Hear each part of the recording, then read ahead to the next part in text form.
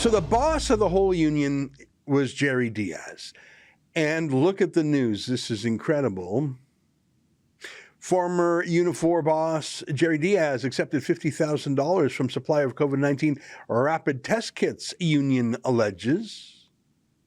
See, what's funny is that for weeks, the media party, that is Unifor reporters, said, oh, no. He's retiring for health reasons.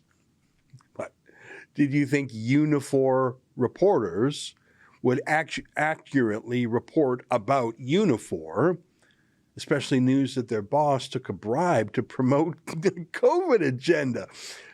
But really, how is that any different from the media party that is bribed all the time by Justin Trudeau to follow his agenda? But this was a secret payoff. Let me read from the Globe story, many of whose employees at the Globe and Mail are Unifor members themselves. Former Unifor leader Jerry Diaz has been accused of breaching the union's code of ethics by accepting $50,000 from a supplier of COVID-19 rapid test kits in exchange for promoting the products to employers of union members. Unifor's National Executive Board said on Wednesday, that's more than just breaching a code of ethics, and I'll tell you why in a moment. Let me read a little more. Mr. Diaz, who announced his retirement as national president on March 11th, citing a debilitating sciatic nerve issue. That's not what it was. Will face a hearing before the board as early as April. In a statement on Wednesday, his first in more than 5 weeks, Mr. Diaz said he would check into a rehabilitation facility for substance abuse issues. He said he has been coping with the nerve problem through painkillers, sleeping pills, and alcohol, all of which had impaired his judgment in recent months. Got it. I'm going to try that out if I'm ever caught committing a crime. Officer, I know it looks really bad, but you see, I have a bad back, and I'm going to check into a clinic, and can we just forget the fact that, I took a $50,000 secret bribe? I love this part of the story. Mr. Diaz was asked to participate in the investigation, but did not, the union said in his statement, which was released as Unifor was holding its news conference.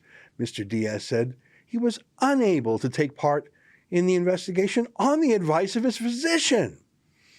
Got it, officer. I'd really like to answer your questions about how I was speeding, and I really would like to take the breathalyzer test, but my doctor says I can't, so case closed, doc. Oh my gosh, let me read some more from the story. At a news conference, Unifor National Secretary-Treasurer Lana Payne said Mr. Diaz accepted the $50,000 from the supplier of the test kits at some point before January 20th, 2022. Ms. Payne said an external investigation determined that, quote, on the balance of probabilities, he had breached the union's constitution by promoting the test kits in December 2021 and January 2022 to various Unifor employers. Mr. Diaz allegedly recommended the suppliers test kits directly to employers and got Unifor staff members to promote the supplier, she said. What's so incredible here is that the union will not say who the bribe-paying company is. They're keeping it a secret. Why? Why would they possibly do that? I mean, if the bribe was bad enough that they sacked their president, surely it's bad enough to disclose who paid the bribe? Unless they want it kept secret for some reason. What could that reason possibly be? Is it at some politically connected company? It's not the company owned by the husband of the defense minister who gets all these government contracts, is it? Did the company bribe other people too? Is that why? Did this secret company bribe other people in uniform? In other unions, maybe? Did they bribe other liberals? That's an excerpt from my daily show, the Ezra Levant Show. Every day I do a monologue on the news of the day, then I interview an interesting guest, and then I read my hate mail. You gotta subscribe. Go to rebelnews.com.